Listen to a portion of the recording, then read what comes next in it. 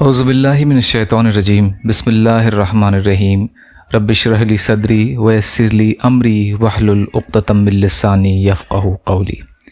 بکھرے موتی، چوتھا حصہ۔ اللہ تعالیٰ کا وہ نام کہ جس کے وسیلے سے جب دعا کی جاتی ہے تو ضرور قبول ہوتی ہے۔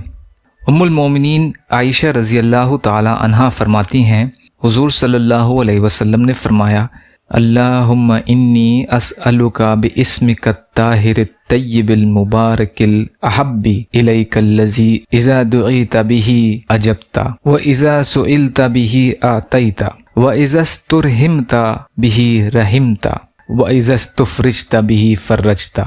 اے اللہ، میں تجھ سے تیرے نام کے وسیلے سے سوال کرتا ہوں جو پاک، عمدہ، مبارک اور تجھے سب سے زیادہ محبوب ہے۔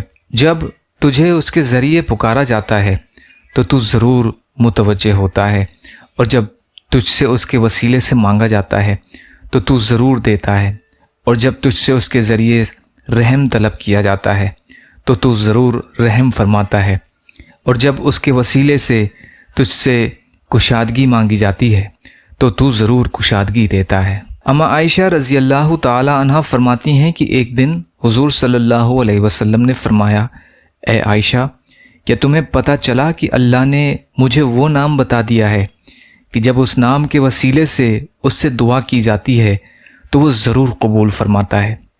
میں نے عرض کیا، یا رسول اللہ صلی اللہ علیہ وسلم، میرے ماں باپ آپ پر قربان ہوں، وہ نام مجھے بھی سکھا دیں۔ آپ صلی اللہ علیہ وسلم نے فرمایا، اے عائشہ، تجھے سکھانا مناسب نہیں۔ وہ فرماتی ہیں، میں ایک طرف ہو کر بیٹھ گئی، پھر میں کھڑی ہوئی اور حضور صلی اللہ علیہ وسلم کے سر کا بوسہ لیا۔ پھر میں نے عرض کیا، یا رسول اللہ، مجھے وہ نام سکھا دیں۔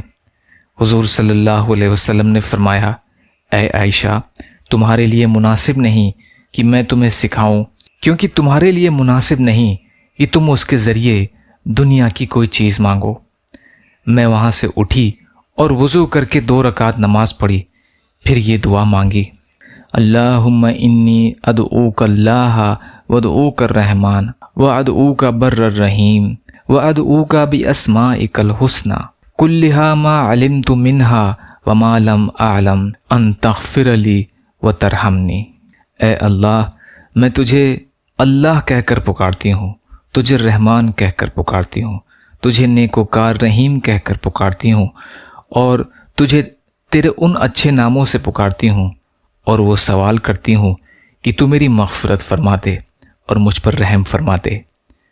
اما عائشہ رضی اللہ تعالی عنہا فرماتی ہیں، حضور صلی اللہ علیہ وسلم میری یہ دعا سن کر بہت ہنسے اور فرمایا، تم نے جن ناموں سے اللہ کو پکارا ہے ان میں وہ خاص نام بھی شامل ہے۔ حیات الصحابہ۔ یا اللہ، ہم سب کو کہنے سننے سے زیادہ عمل کی توفیق عطا فرما۔ یا اللہ، مظلوم فلسطینیوں، کشمیریوں، روہنگیا مسلمان جہاں بھی پریشان حال ہیں، ظالموں کے ظلم کا شکار ہیں، ان کی مدد فرمائیے۔ ہم سب کو اپنی استطاعت کے بقدر اپنا حق ادا کرنے والا بنائیے۔ یا اللہ، جو مانگا وہ بھی عطا کر دیجئے، جو مانگنے سے رہ گئے وہ بھی عطا فرمائیے۔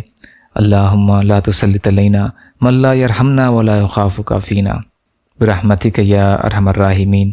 لا الہ الا اللہ محمد رسول اللہ۔ السلام علیکم۔